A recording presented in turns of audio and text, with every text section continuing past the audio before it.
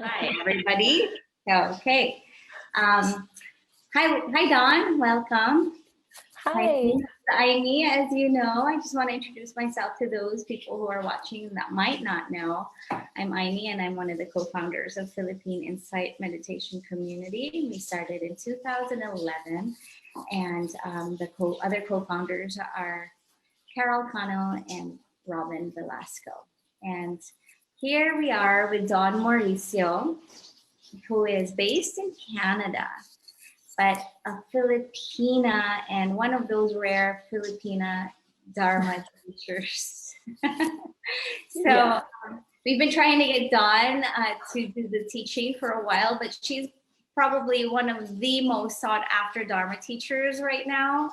And we're so privileged and honored to have her here finally.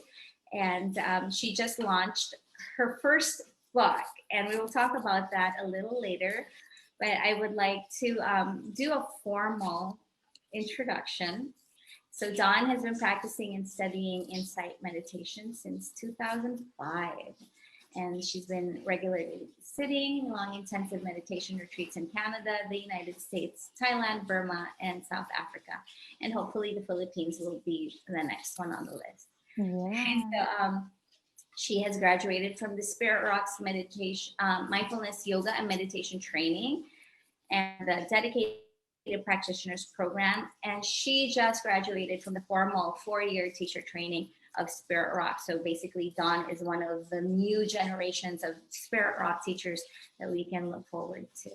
Yeah. So again, I just really am so honored. And Dawn, if there's anything that you might want to add to that introduction, maybe there's something I missed. I know that you just finished a co-teaching on Tara's retreat. It's the fall retreat, right?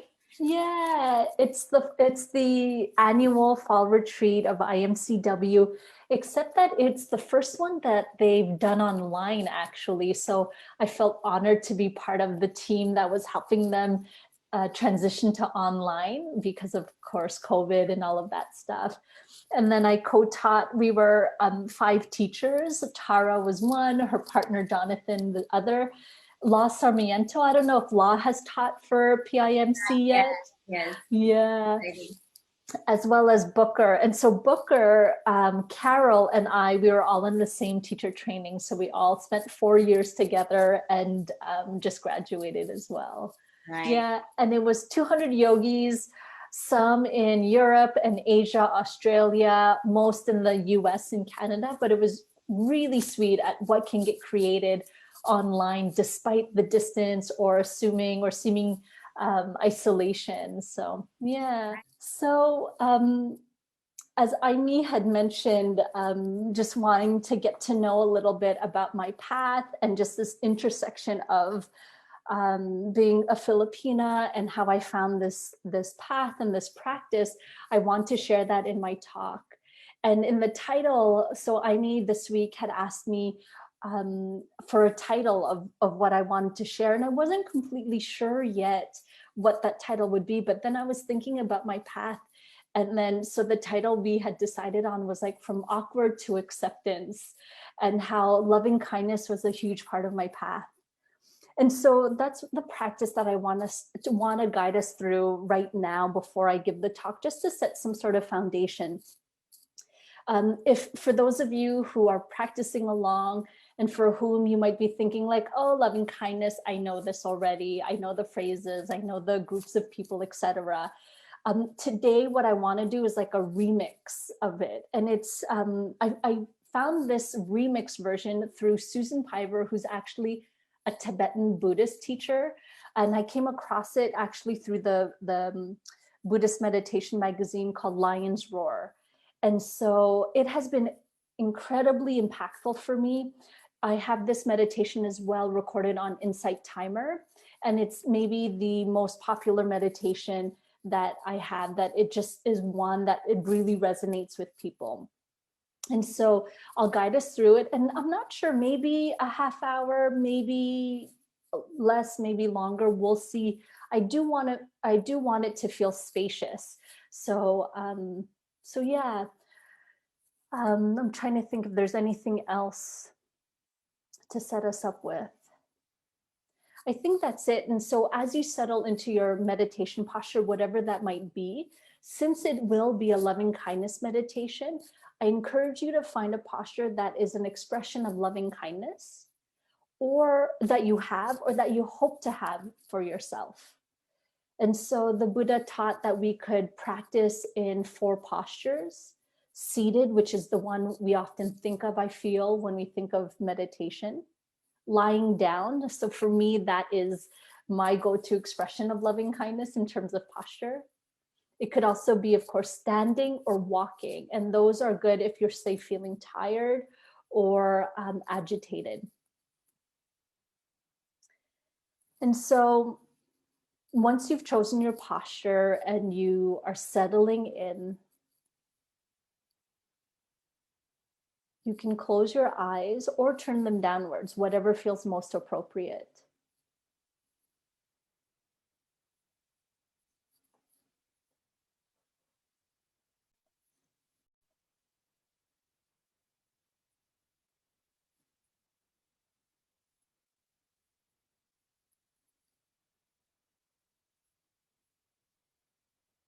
And if you like, you can take a few deep breaths to help you arrive. You can let these breaths out with a big sigh, or just big exhales.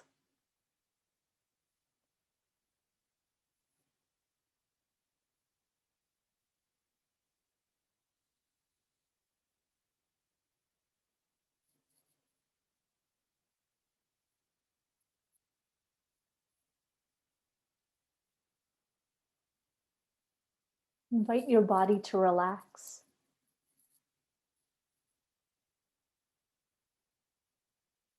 You can do that by scanning the body from head to toe, relaxing the parts that don't need to be tensing or holding on right now.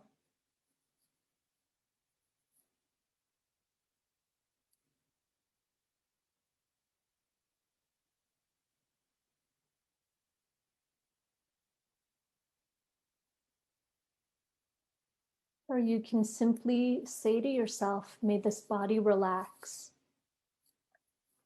May I relax.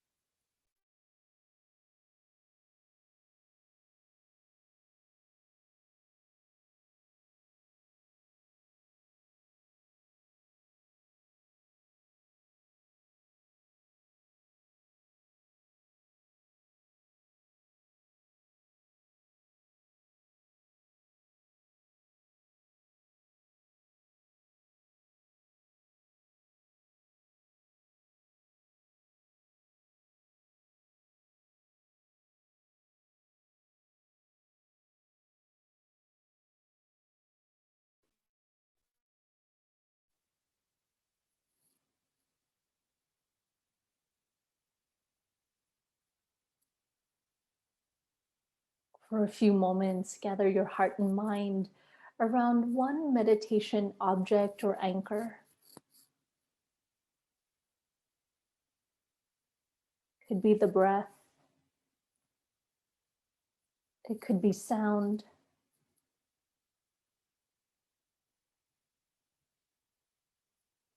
Or it could be one part of the body, like just the hands.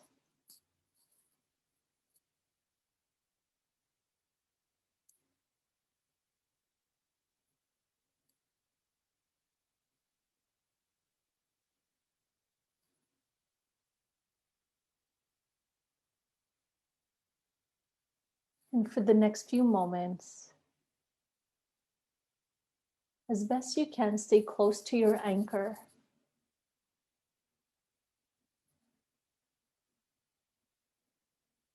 And each time the mind wanders, gently, possibly even lovingly, bring your attention back to the anchor,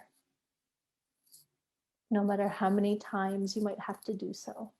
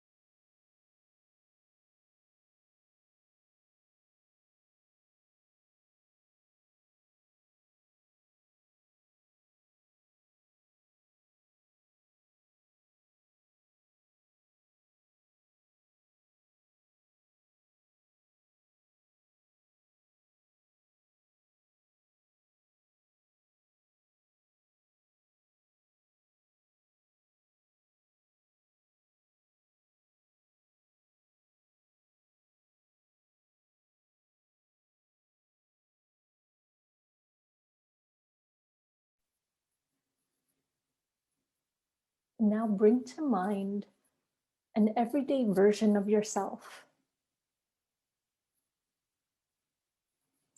So it could be the reflection you see daily in the mirror, or the most recent image you have of yourself.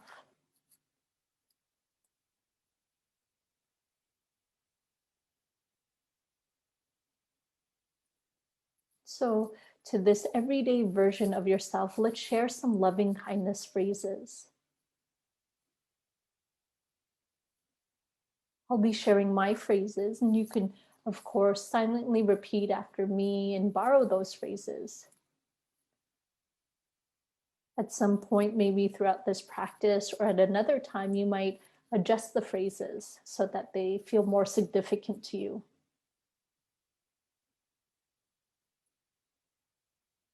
As well as, I like to leave a lot of space between the phrases so that in between I can really tune into how my body is receiving the words in that moment.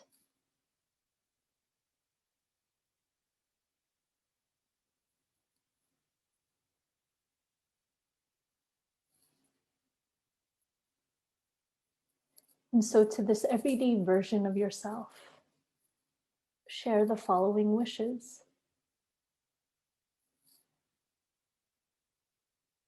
May I be happy and healthy.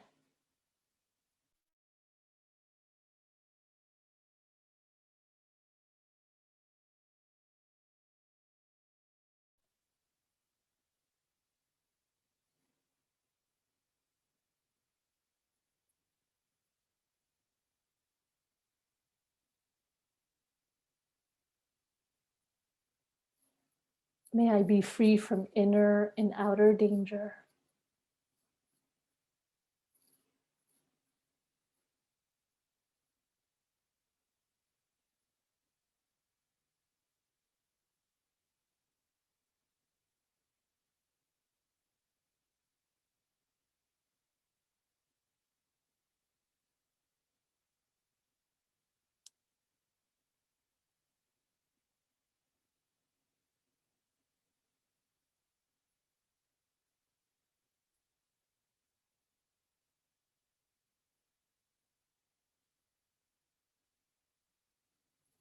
May I be held in compassion.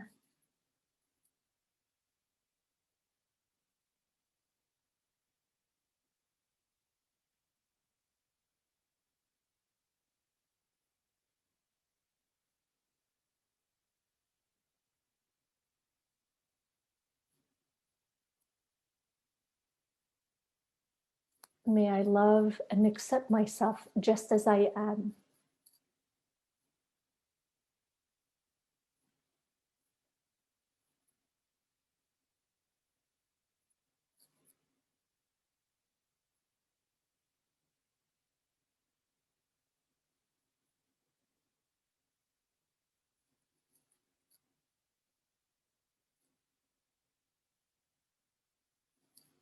May I be happy and healthy.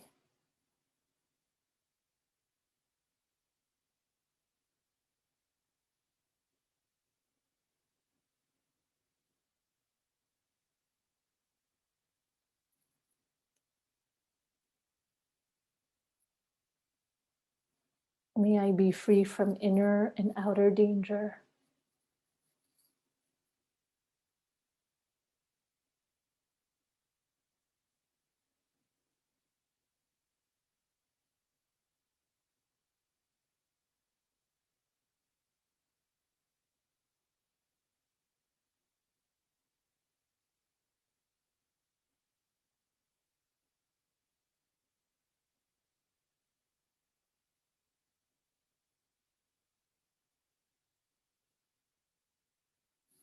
May I be held in compassion.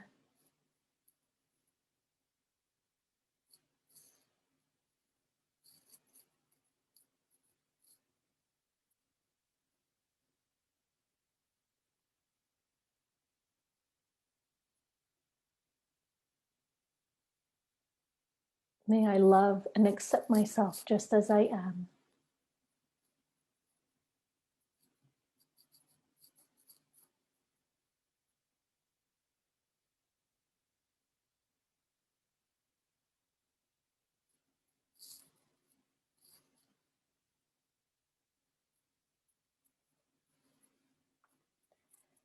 And now you can invite this image of yourself, this everyday image, to be more by your side than in front of you.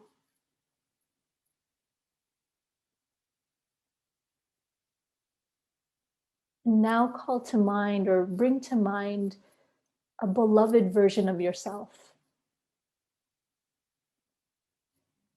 And it's possible that you might not be feeling very loving towards yourself today or good about yourself for whatever reason. And so what you can do in that case instead is borrow the eyes of someone you know that loves you, or a spiritual teacher in whose capacity for love you trust so much that you know that if they knew you, they would love you. Or maybe how a pet sees you. And if that doesn't work, then it could be really simple, where you're sending loving kindness to your organs or some of your body parts for working involuntarily to keep you alive, to keep you functioning. And same phrases. Happy and healthy.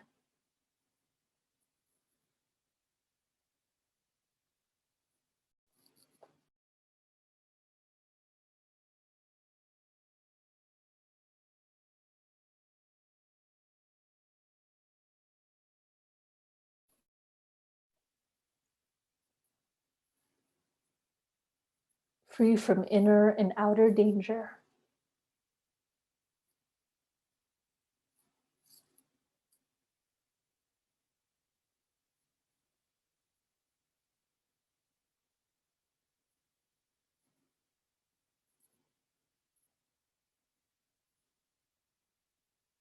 Held in compassion.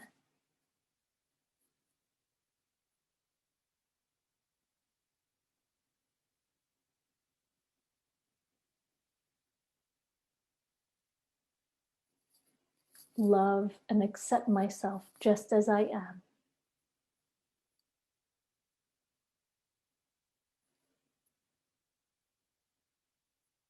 And go through another round of those phrases at your pace.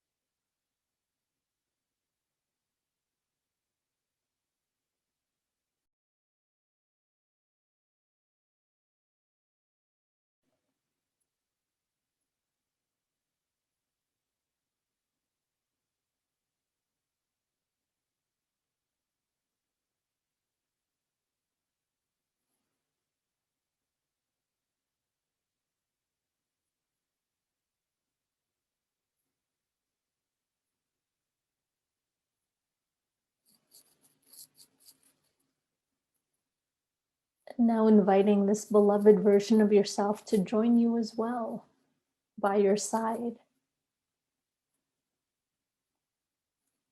And bring to mind now the wise and intuitive teacher in you. It's the part of you that gets you to your meditation cushion, that brought you here to this practice, or that invites you and encourages you to continue practicing, whether now or just generally in your daily life. And same phrases, a couple rounds to this wise and intuitive version of yourself.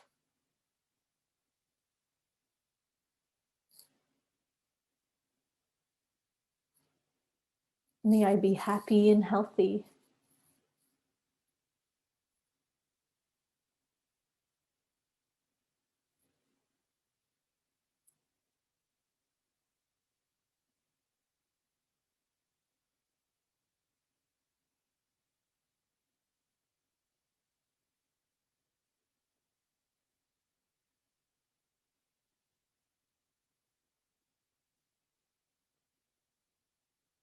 May I be free from inner and outer danger.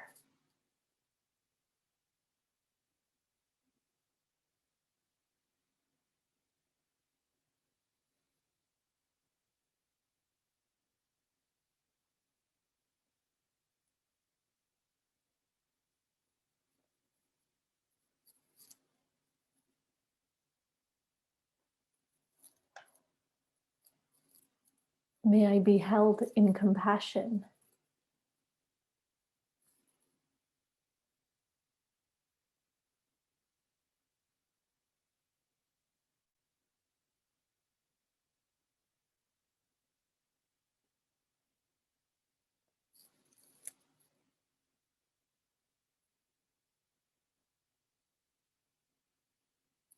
May I love and accept myself just as I am.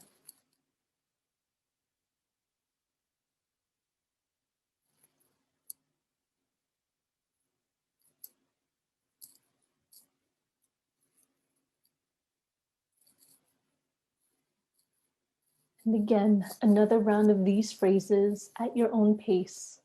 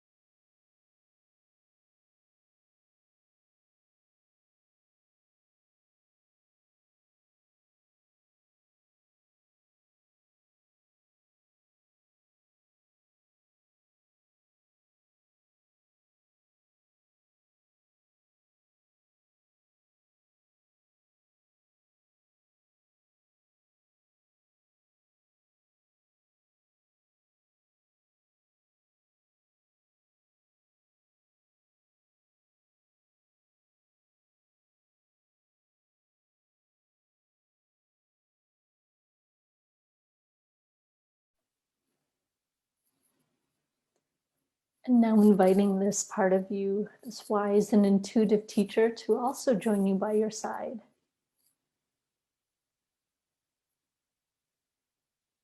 And now bring to mind the mysterious parts of yourself. And this is often the hardest one to bring to mind because it implies the parts of ourselves that we don't yet know. And so one way you can think of it is maybe the reason why you practice, so that you can get to know yourself more deeply. And it's to these parts that you don't yet know that you will eventually know through practice that you're going to be sending these loving kindness phrases to. And so again, same phrases, a couple rounds. Happy and healthy.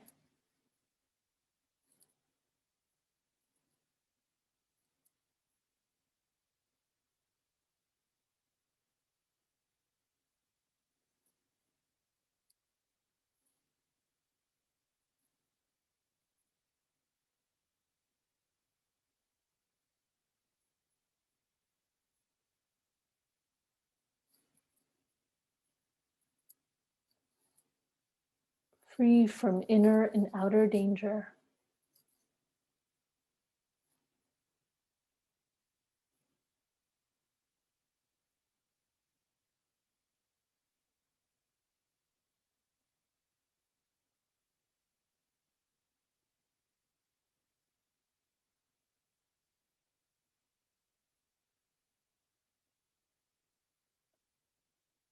held in compassion.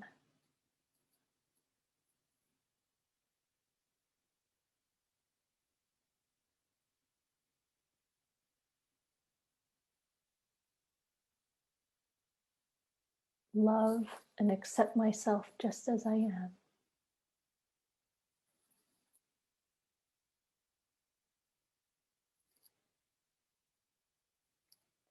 And another round at your own pace.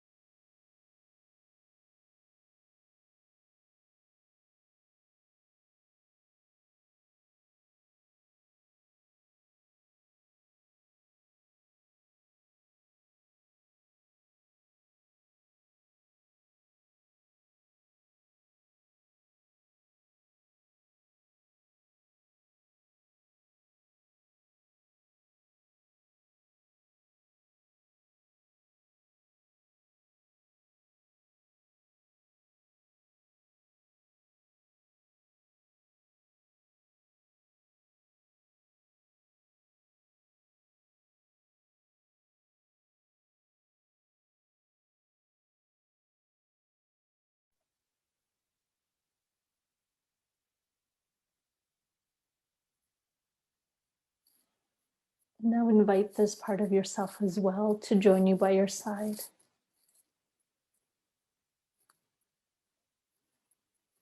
Now bring to mind the difficult part of you. And this doesn't mean the part of you that you don't like, but rather the part of you that is still fragile and wounded, and that sometimes gets activated. And when activated or triggered, this part of you makes bad choices. Although it doesn't always think so in the moment, but these choices end up causing chaos for yourself and those around you. But again, it is simply your fragile and wounded part that is doing its best despite it not being such wise actions. And so to this fragile and wounded part, the same phrases, a couple rounds at your own pace.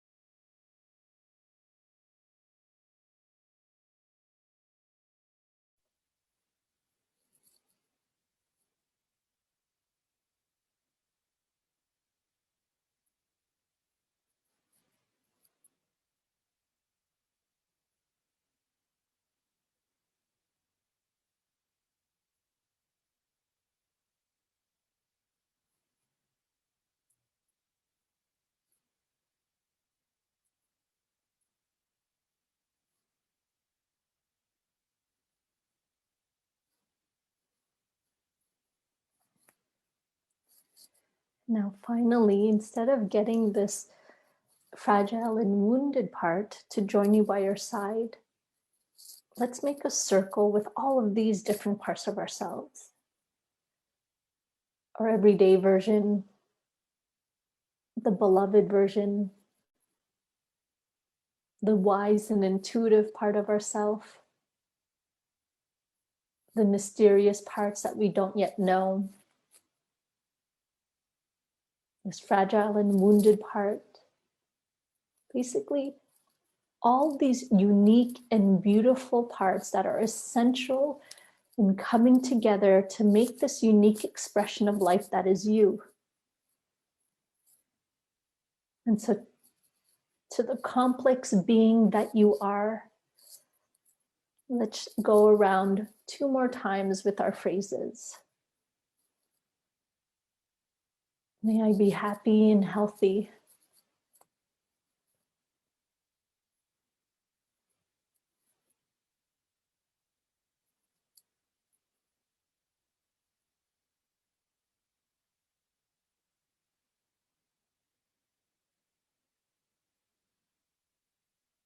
May I be free from inner and outer danger.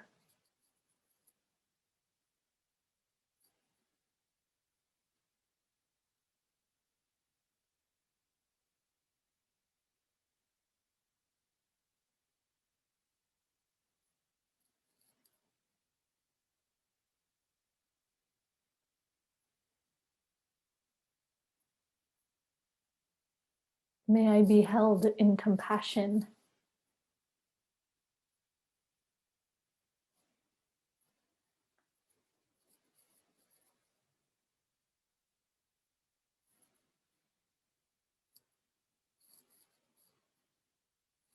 May I love and accept myself just as I am.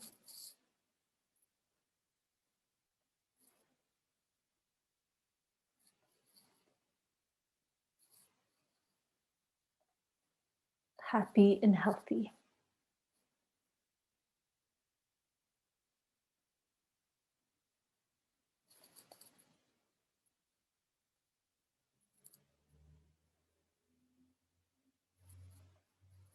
Free from inner and outer danger.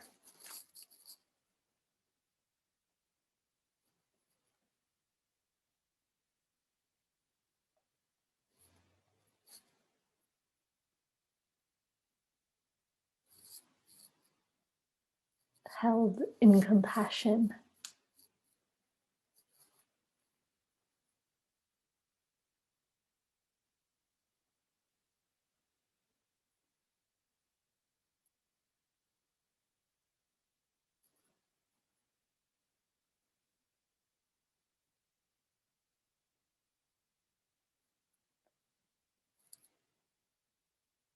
Love and accept myself just as I am.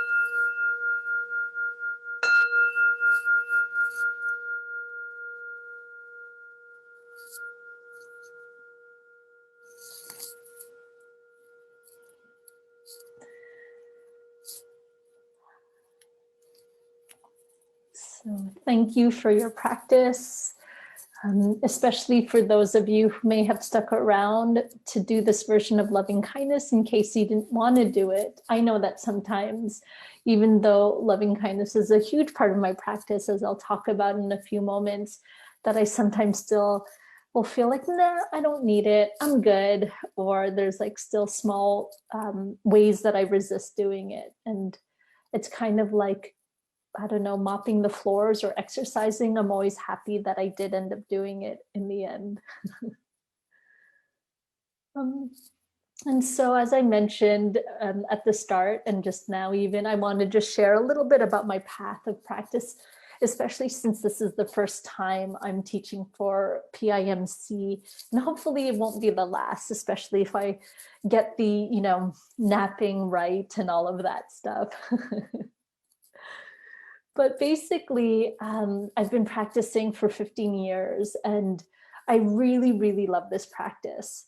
One of the things that I appreciate most is just this story where when the Buddha was passing away, one of the things he said, so apparently his practice community, some of his monks were asking the Buddha to name like a successor after he would pass.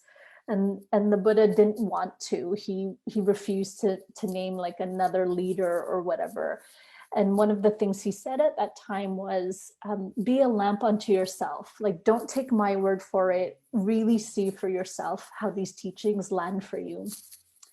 And I really appreciate that, because I think over the years, I've really questioned a lot of aspects of this practice, but doing so has only led me to fall more in love with it. It doesn't feel like it's a disrespectful kind of questioning, but it's more like, I'm not sure, like, let me see for myself, as the Buddha had said. And so I just hope to share a little bit of this love in the way that I have made it more of my own, so that maybe it can resonate with you. But if I think back to more than 2,600 years ago when the Buddha was around, one thing that I really appreciate in a lot of the teachings is that there's this deep reverence for life. And for those of you who know the precepts, it's embedded in the precepts. For those of you who know the Eightfold Path, it's also embedded in that. And it's embedded in a lot of the lists of Buddhism, actually. And one of the things was that back in the Buddhist time, there was the caste system in India, and yet if you wanted to join his practice community, he didn't care what caste you were from. He actually wanted everyone to leave their belongings and their name behind, because he just really cared about people who were earnest in training their heart and mind. And according to the Buddha, he felt that everyone was eligible for it, and everyone was equal in that.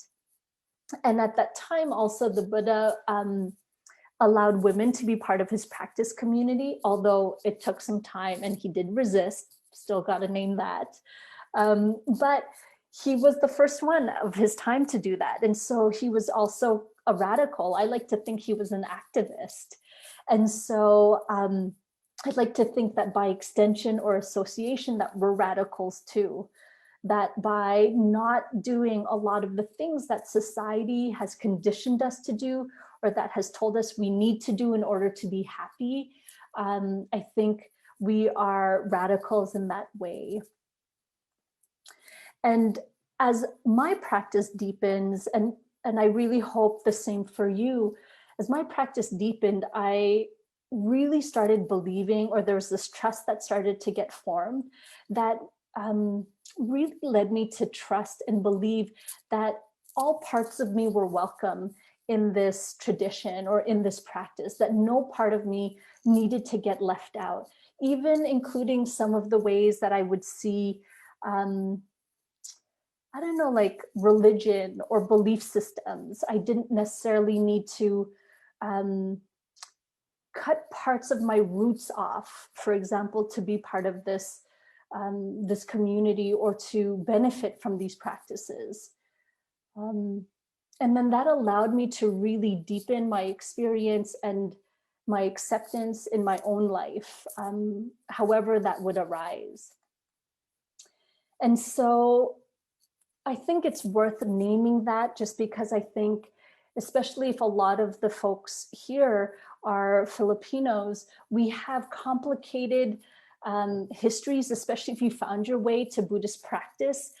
You might, like me, have had to jump through hoops, or just had to kind of negotiate or navigate ways to find how this practice can resonate for you, or at least for me, because this is just how I spend my life, navigate ways for my mom to not believe that I'm part of a cult. and to trust that I'm okay, which is at the end of the day, all that she wants, even though she still has no real idea what I do. Um, but it basically falls into a little bit this thinking of like, we are all one, and we are all different. So it's just to recognize that there's this absolute reality that yes, we are all one, and at the same time, we are all different. And I like to think as Filipinos, where, I think in comparison to other Asian countries, we're one of the few Asian countries where we don't have a Buddhist background. And often if it's not Buddhist, people think it's Hindu because of India, South Asia, or just also the strong Catholic influence. So I think as Filipinos, we do have a very particular pathway, especially coming to this practice. And yet who we are is where we start. And I think of one of our teachers, Larry Yang, good friend of Carol's, just really beloved teacher. This is from his book called Awakening Together. He says, all great wisdom traditions speak to our own ability to have happiness and freedom. These experiences do not lie outside of ourselves. In this great diversity of spiritual paths, they all lead to the same mountaintop, from where the most expansive view of humanity is the same. So I just really love that last part. I'll say it again. These experiences do not lie outside of ourselves. In this great diversity of spiritual paths, they all lead to the same mountaintop, from where the most expansive view of humanity is the same. And so a little bit about me, I'm a second generation Filipina-Canadian. My parents are immigrants. And so sometimes people actually say that if we are the children of immigrants, that we're actually first generation. But I've made it a habit to say, or a practice to say I'm second generation, because I don't want to erase all of the work my parents had to do to immigrate. I live in Montreal, so on top of being a cold country far away from the Philippines, we speak French here. So I speak French because I'm born and raised here, but I can't imagine what my mom had to do to navigate this profession. So she's a nurse. Even though she's 76, I say she's a nurse because she refuses to retire. She's retired 3 times actually, and she keeps just working anyway. I think it's just so she can hang out with people, but anyways.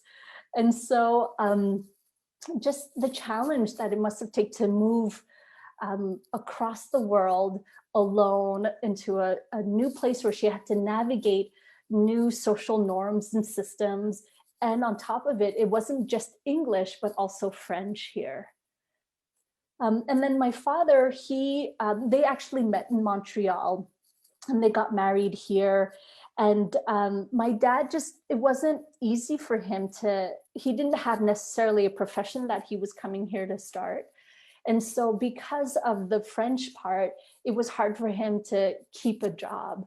And so not only were they navigating a fairly new relationship because they did meet here, new language, new country, but then also just this whole how to survive, basically. And so not long after my parents got together, they had my 2 brothers. I was an accident, but they still had me anyway. And so it was just a lot of learning for them and assimilating to rules so that they wouldn't be necessarily thrown out of the tribe. So they wouldn't attract a lot of attention and wouldn't be looked down upon, basically. And in the survival mode, and I'm not sure if others, because again, I'm a daughter of immigrants, so I'm curious to know if this is the experience of others who maybe are not the offspring of immigrants. But my parents were so in survival mode that growing up, I wasn't invited to express any of my emotions. Often it was just what did I learn in school, not like how are you. I don't really think I I remember my parents asking me how I am, or how am I, until my adult life, basically.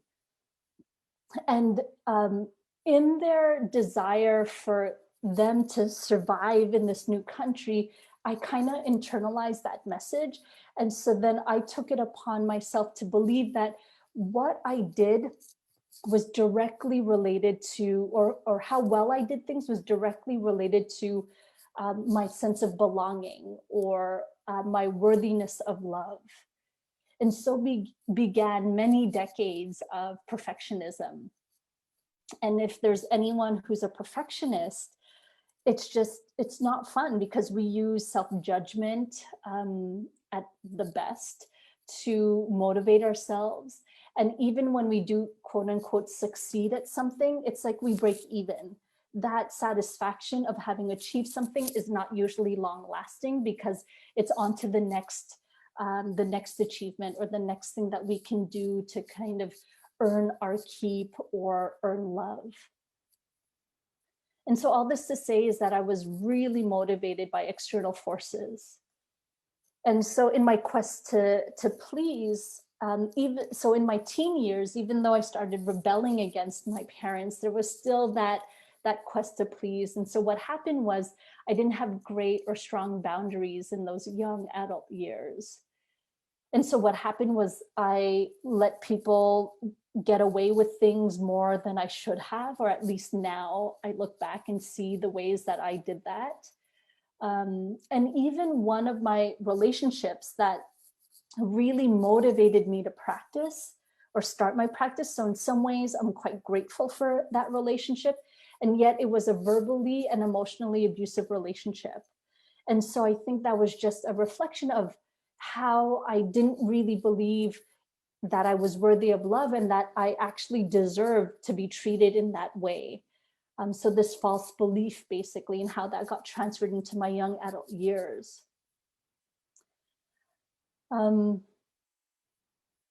Yeah, and so basically, I found my way to practice. At first, it was out of desperation, because I just knew I didn't want to suffer after the ending of that relationship.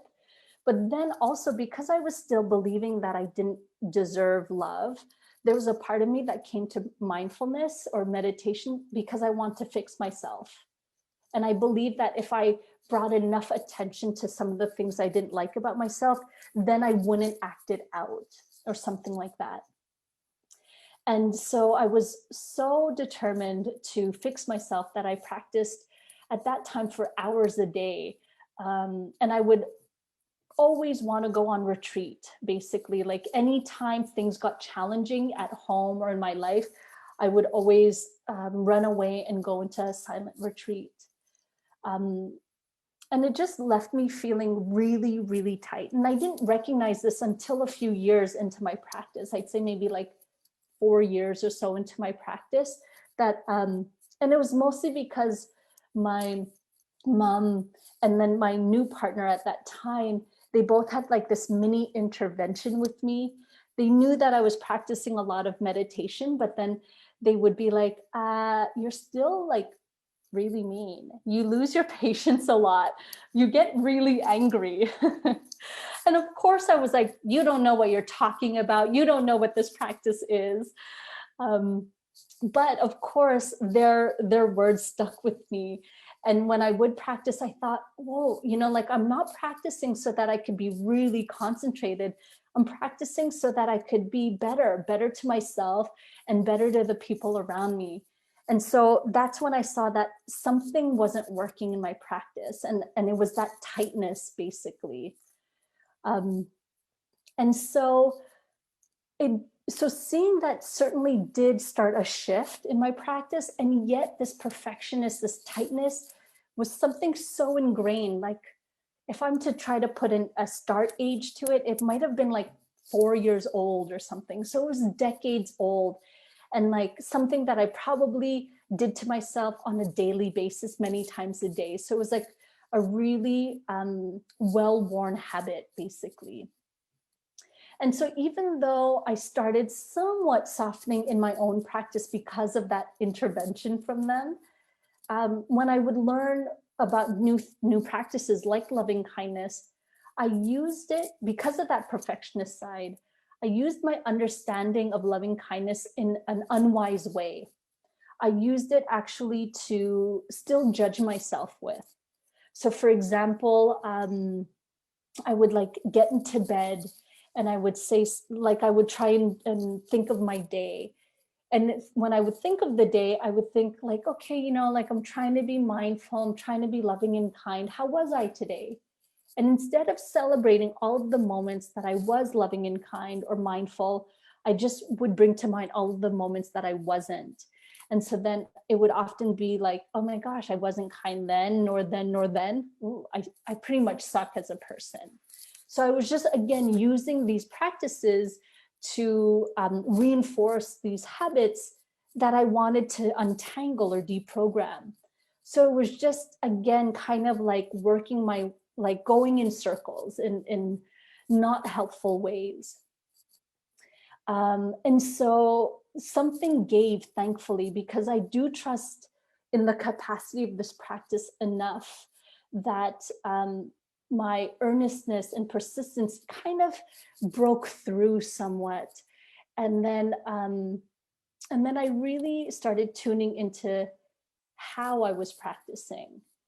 And so it was just like this small kind of flash or insight, but yet it was profound enough, this question of like, not what are you practicing, but how are you practicing, that really started opening things up for me. I think sometimes the way that I was thinking of practice was that, okay, I learned this quality of loving kindness. So then the goal was to be loving and kind. So I was looking at it in this very binary way, like an all or nothing way. But in the Buddhist text, the Buddha is said to have said, when the mind is gathered, know that the mind is gathered. When the mind is scattered, know that the mind is scattered. He doesn't say something like, when the mind is scattered, well, you've got problems, you suck, gotta get back to your cushion, practice harder. He doesn't say that, which I found really helpful, although I didn't really believe it at first.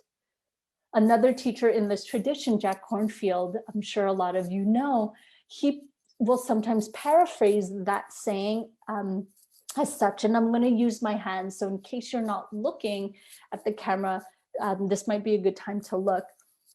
But he'll open his hand up wide and he'll say, is this a heart? And then he'll say no. So basically a heart that's just wide open. And then he'll close his fist and he'll say, is this a heart? And again, the answer is no. But this is a heart, one that opens and one that closes. And so for me, what I take from that image is then our job is simply to know when the heart is open and know when the heart is closed. And then from there, choose as wisely as possible. So it's not about jamming the heart open or jamming it closed or keeping it closed, but to recognize that it's natural cycle and that it needs to do both.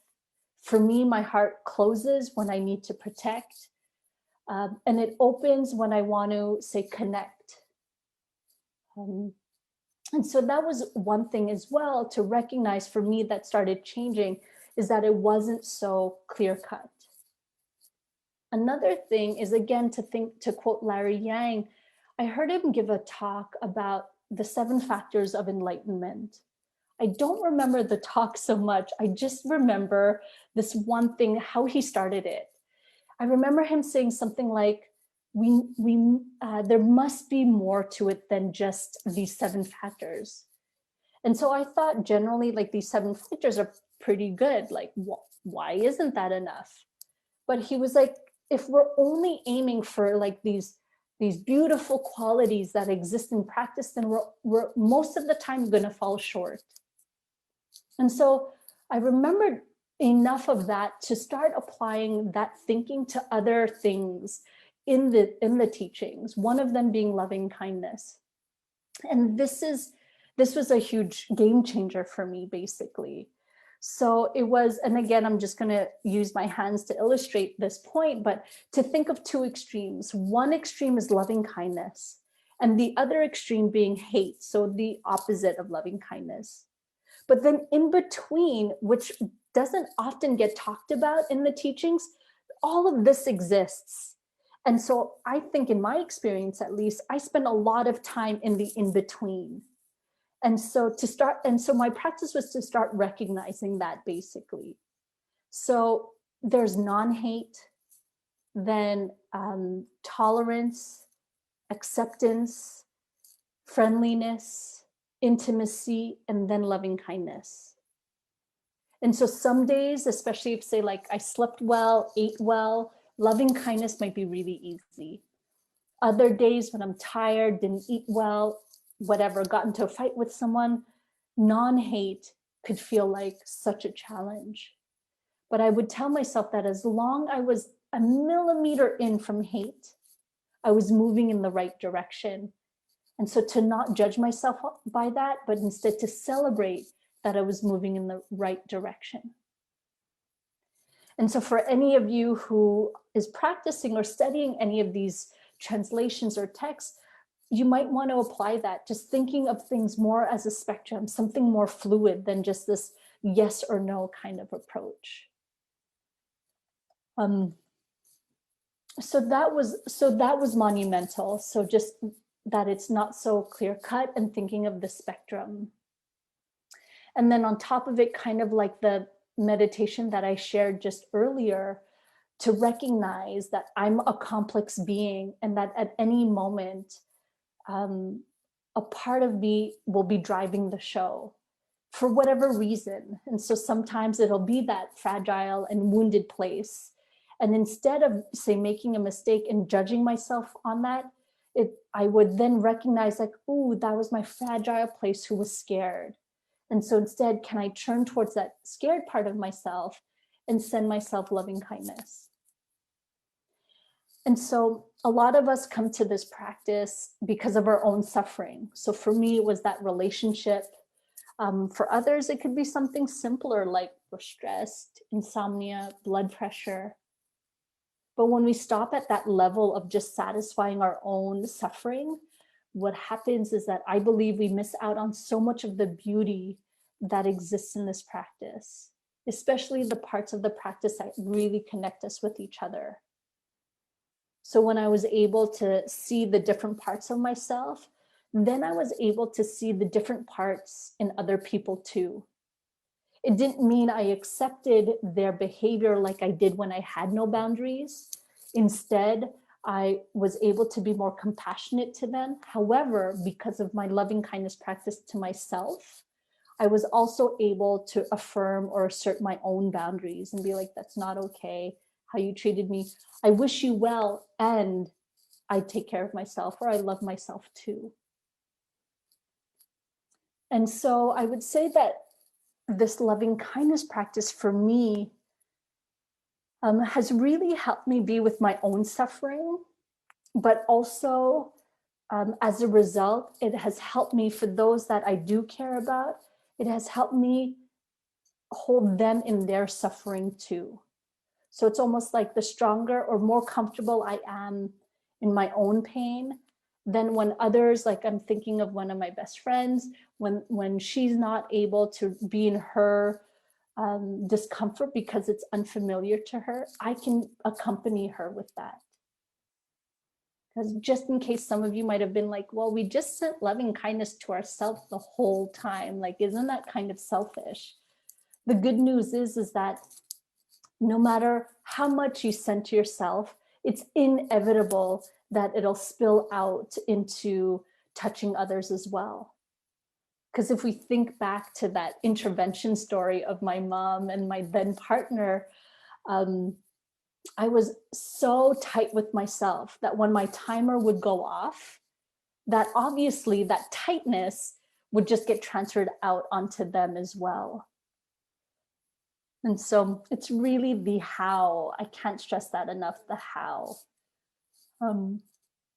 Yeah, maybe I'll just share this. I'll just grab a paper to illustrate this.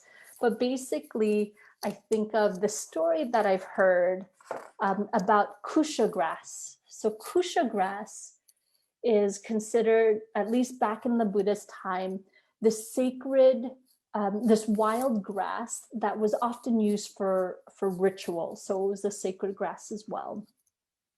And the story goes that the Buddha rolled up dried kusha grass and sat on that as what I like to say, like the first meditation cushion. And so if we take, say, like, let's imagine that this piece of paper is dried kusha grass.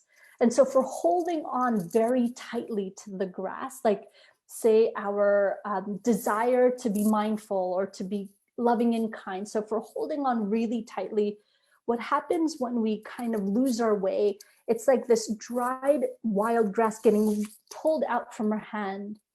And anybody who's held wild grass, you know that it's very rough in texture. So if that's the case, well, when you open your hand, it would be all cut up.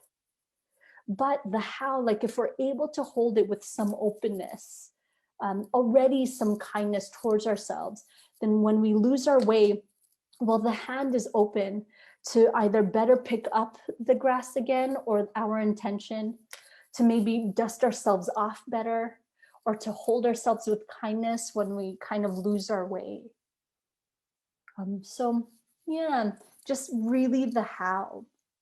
And then if I bring it back again to my mom, who's been part of this story, like I mentioned at the beginning, she has no real clue what I do, but she sees in the example that I am, how kind I am to myself, how kinder I am to her, not completely kind all the time, because I think parents, you know, they've installed the buttons that they press, but she sees that, and so she trusts it. She now trusts that even though she doesn't understand this path of practice, that it is doing me some good. So yeah, so may it be so for you as well. Thank you. Thank you, Dawn. I do have a question from Philip. Philip has been a part of our community since we began. Sweet. And he is asking, and I'm typing it up here in our chat box so you can read it too. It says, what are your thoughts on the feelings of apathy in the practice of loving kindness practice? Mm-hmm. And so maybe you could be the interim Aimee, but apathy, is that more like when those feelings arise as we're practicing? Do you think it's that Philip's asking? I'm curious. Or the feelings that loving kindness practice can lead to apathy. Okay, so maybe we can touch on the first part as Yeah. get that clarified, and he's sending the message through Facebook. Okay, perfect. So feelings of apathy during practice is normal, as well as the opposite feelings like anger or impatience. I think there are many layers. When I started practicing this loving kindness practice, for me, it was mostly anger and sadness and impatience that would arise. And the idea is that this practice, as well as all of Vipassana, it's kind of like this purification practice. And so what it brings to the surface is all of the things that get in the way of us seeing that we are already these loving and kind beings. And so for me, the layers were, as I mentioned, this anger and this impatience. And then after it was apathy before it started becoming seeing this loving and kind version of myself. And the apathy was maybe like more because I didn't yet trust the capacity of this practice. I wasn't like seeing any of the quote unquote benefits that we might read about or my teachers would tell me about. But I did believe in my teachers enough that when they said to keep practicing, I did. And I sometimes think of loving kindness practice like cleaning our window that's maybe on the side of a busy street. So it's like we're cleaning. And if we ignored this window for decades, it's pretty gross and dirty. And so when we start cleaning, we're like grossed out by it. And that's like, say, the anger and the impatience. At some point, there's not much dirt coming up, but there's also nothing happening. So we're like, why are we doing this? And then at some point, a small speck of clarity will pop up. And then that's like, oh, wait a second, this practice is working. And then the second like clarification that I wasn't sure of was sometimes people are afraid to practice loving kindness because they think that it'll pacify their anger, and a lot of people believe that we need anger to keep acting out for or advocating on social justice issues or any injustices that are out there that we care about. For me, what loving kindness has done is it has really clarified my what I care about and my boundaries, so that actually I'm able to advocate a lot more clearly than I used to be, because I'm not embroiled or caught up in the anger, but I can trust that through my loving kindness practice, the anger will pass and I'll be able to extract the lessons that my anger is trying to tell me, so that when I do speak or whatever, it's coming from a more clear place. So yeah, so it's actually been really, really beneficial for me. Thanks for that, Dawn. Could you tell me a little bit about how you practice loving kindness? I remember when I started to practice more of the loving kindness, I remember most of my practice was satipatthana, or the vipassana. So, and then similar to your experience, somebody had pointed out that I was kind of angry. That I was getting triggered pretty easily. And I think that that's one of the experiences that we do end up having as practitioners, because we're so much more aware of things that are surrounding us that we can get triggered pretty quickly as well. So as a side effect, then of course, people notice that, as you mentioned, it trickles down and then they get affected by it also. Yeah. So it was mentioned to me that, I was not the nicest person. And so I started to practice loving kindness, and that's all I practiced. Yeah. And it was for myself. And one of the teachers is Ajahn Jeff. Mm-hmm. So I asked him about it, and he's like, not really sure about just like doing it for yourself and like only purely that. Yeah. But so that was my experience. Could you tell me what your experience is and how do you practice? How often do you practice? Yeah. Great question. And so, so many things are coming to mind, actually. So basically, one thing is that when I was at IMS, so Insight Meditation Society, doing a long retreat, and Greg Scharf was one of the teachers there. And I was telling him, like, it feels pretty selfish to only practice to send it to myself, etc.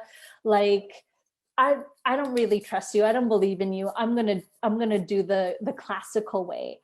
And I think I had probably told him this like on a weekly basis, and he must have been getting tired of me saying it by then, because he, at least the way I remember it, he like raised his voice, which kind of surprised me because I had been in silence, I think, for over 2 months by then. And so it kind of surprised me. And then he said, fine, don't practice loving kindness to yourself for you, do it for everybody else. And I think that shocked me enough to be like, okay, let me try it. And that's exactly what I noticed, that if I totally and wholeheartedly love myself, including all my imperfections, how can I not love that in somebody else? And so I saw that directly. So I really trust that the power of this practice, regardless of who we might be sending it to.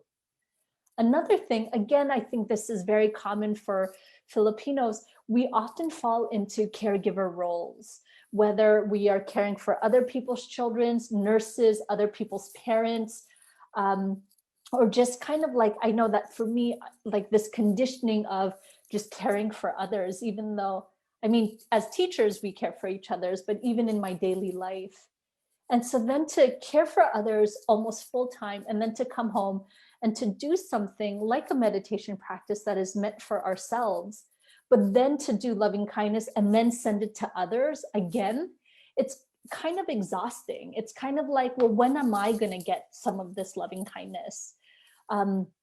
And so in that way, that also inspired me to really center myself more than just kind of like, oh, I got to move on. Because that way of teaching So to the using phrases and sending it to these categories of people isn't even how the Buddha taught, apparently. So it's just based on commentary that some guy, and of course a monk, but like some guy said we should practice. So who's to say that that's the way to practice? So again, it's like that the Buddha's invitation of like, see for yourself. And so it's a huge, huge part of my practice, where there were times where, again, the perfectionist mind would come up, where I would be like, oh, okay, I feel pretty loving and kind to myself. Check, I can move on to the next quality to cultivate. But then when I would return to loving kindness a little later, I would then notice, oh, wait, it feels challenging, etc. So now I make it a regular part of my practice. And I'll do maybe like 5 minutes of it at the start of my practice, just as a way to gather my heart and mind. But I still make it pretty spacious, because when I first started practicing, I was like so desperate. I was just like, may I be happy? May I be healthy? There was like no pausing between the phrases. There was like no real intention. So now I make it quite spacious. And then I might, in those 5 minutes, only recite one round of my phrases. And then I'll transition into whatever else, like whether it's open awareness or mindfulness of the breath, etc. But I do make it a regular part of my practice. Thanks for that, Dawn. Yeah, so Philip says, thanks, Dawn, for sharing your very personal journey and the insights that you've gained. It's been really encouraging to cultivate this practice, seeing how it has transformed your life and your relationship. Mm-hmm. Yeah, thank you, Philip. And thanks also for sharing that, because the beautiful thing about this practice, and a lot of us, when we start out, we think that it's very linear. And that, if you're going to practice on concentration, that's all you need to achieve. And then you just your breath. Yet it's a dance. It's a dance that we do. And we might notice that the body is calling out to us. And then, exactly, the stories come up about how our body is just not serving us well at this moment, or maybe in other times in our lives, right? And then just again cultivating that awareness of, okay, well, I need to come back again to the present through my breath. And the same as that spaciousness that you did guide us through, that guided meditation on loving kindness earlier, where yes, it was very spacious, there was time in between, and then maybe you might have recited the phrase already and then notice that, okay, well, what am I supposed to do now? But then coming again to the breath, right? What is it bring your attention to, and your awareness to in the means? And yes, that are so beautiful and make a huge difference, right? Yeah. And I just love that you mentioned there, like this interpretation that we often have, that it is linear. So I think it's just like part of our conditioning. It's also because language itself is very limiting, and so it's presented in a linear way. But I also am starting to adopt for myself this idea of, well, a lot of the books or a lot of the teachers I learn from, do they have upbringings that are similar to mine? And often no. And so as a result, like sometimes I think of like the calm and tranquility and ease that is often translated in these books. And I think that sometimes my body might not be able to access the same depths of ease. So again, this kind of non-linear approach, or thinking of it. And so, but does that make me less eligible for these practices? No, I think it's simply a product of our conditioning of being, say, displaced people, or where being from countries where there's a lot of conflict still, as opposed to our teachers, or some of our teachers who don't really have that instability as part of their parents' upbringing. And so I think also there's that to recognize as non-white practitioners too. Yeah, I love that you brought up the body, Dawn, and you being a yoga teacher as well. So we have another question. This is from Mon Rivera, who is a really good friend, and he started another Theravadan Buddhist organization or community here in the Philippines. And he's asking, how does the feeling of sending metta feel somatically? it's almost like these are rehearsed, all these, but it's like so perfect how it's all landing. So I love this question too, because I thought it would feel like, or it was supposed to feel like something intense and like fireworks going off, because it's considered one of these beautiful heart qualities in the teachings that is boundless. So my superficial or initial idea of the somatic feeling of it, I thought it needed to be intense. And actually, whenever I tried to conjure up this intense experience of loving kindness, I would burn myself out. It wouldn't last for very long. And so again, I'd be like, oh my gosh, I'm not doing it right. And then I would like need to take up all of my effort to get that firework feeling again. And so in a 30-minute practice, I'd be exhausted. And so instead, I really focus on the subtlety of it, because there's a lot of depth also in the subtlety. So for me, I feel it as warmth and spacious, and to date was also feeling tingly, but pleasantly so.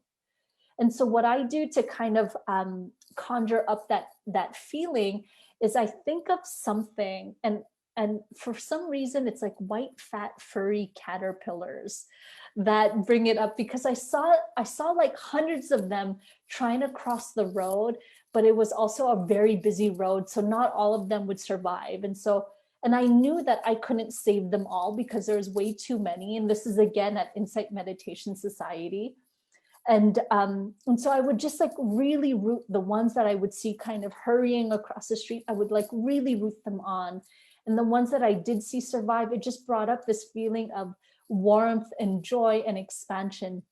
And so I actually think of those caterpillars, and then that feeling will arise.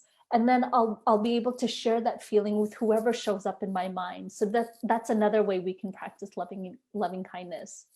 And then when that feeling kind of gets weaker or it starts waning, I then think of the caterpillars again. So it's like stoking the fire, and then that somatic feeling will return, and then I'll share that with others again. So yeah. But then again, that's how I experience it, and I don't believe that it needs to be the same for everyone. I just would tell people, if you're looking for something really big, then that might burn you out. So to also focus on the ways you might feel it in subtle and small ways. Okay, thanks, Dawn. And I'm being aware of the time. I know it's past your bedtime. I do want to talk a little bit about your book.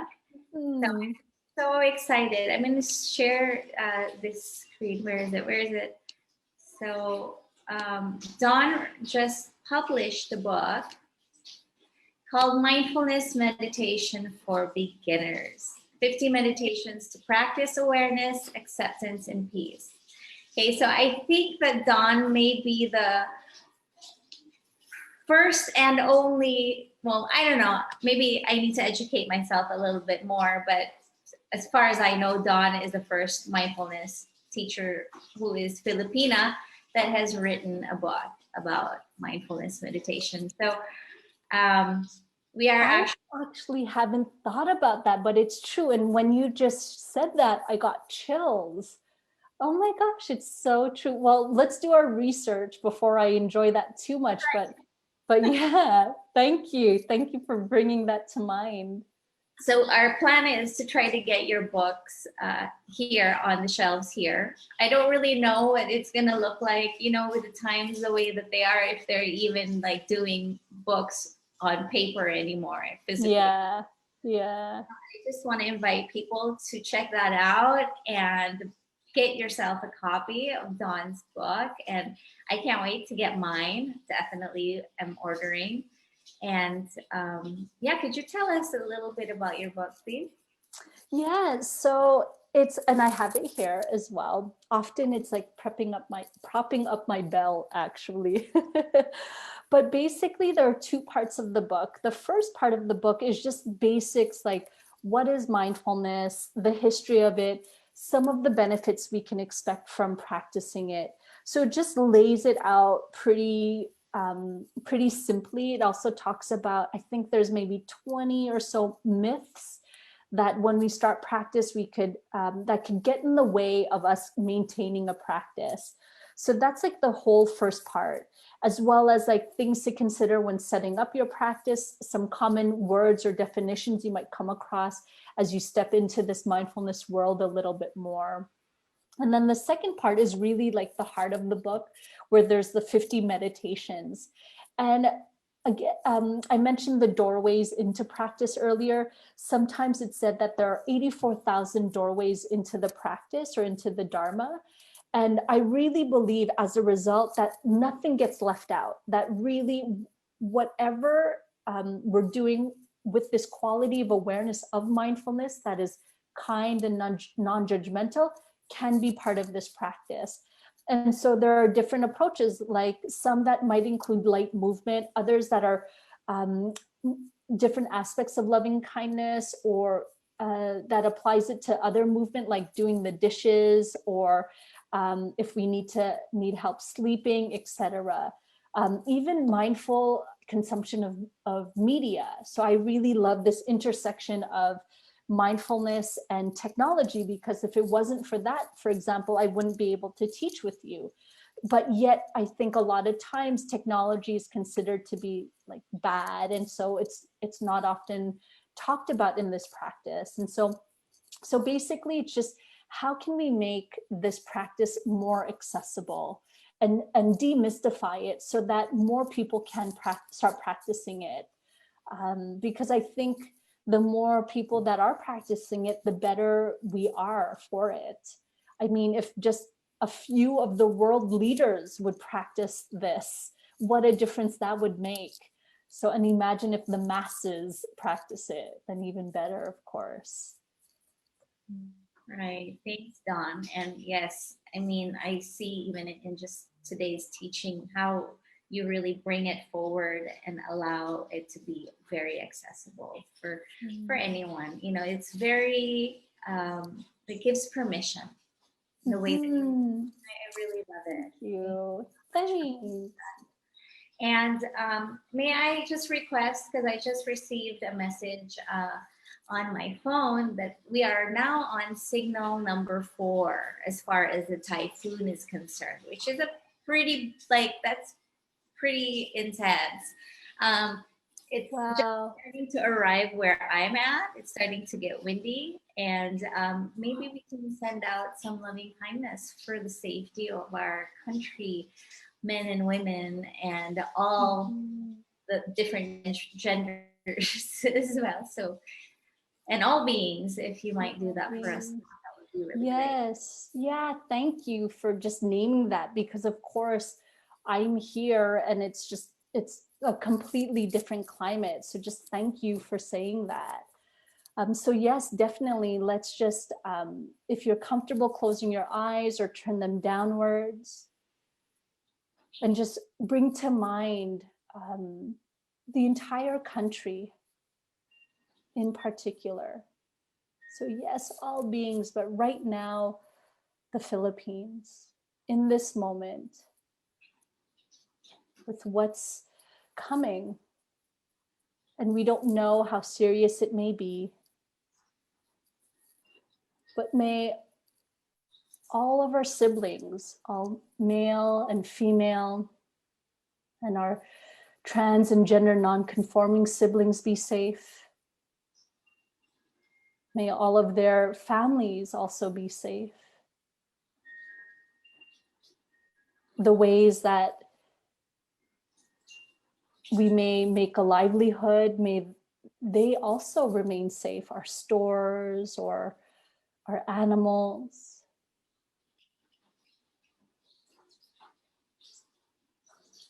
May all beings that are in the line of touch points for the typhoon be safe. From outer danger, inner danger. May you be free from harm and held in compassion. And may you hold each other as a community through this time as well. May it be so.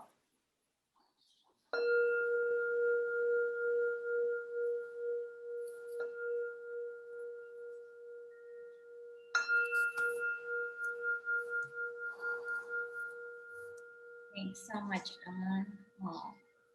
So I can't wait till you come here and spend months Yeah. with us. And really grateful for your time and sharing your wisdom and practice. And really look forward to the possibility of us doing more teachings together. Yeah, I would love that in person, on Zoom, over here, over there, all of it. And I will be sharing with everyone who are watching and will be watching the ways in which you can also contribute and send donations to Dawn. And you can find her on her website also. It's Dawn Mauricio. Is it .com? .com, yeah. Yeah. You'll find all the information that you need around her teachings and her schedule. She's got a full schedule. So please follow Dawn, and we'll continue to connect from across oceans between continents. Yes, and be safe, of course. And thank you so much for inviting me. Thanks for being here, and please have a good night's sleep. Thank you.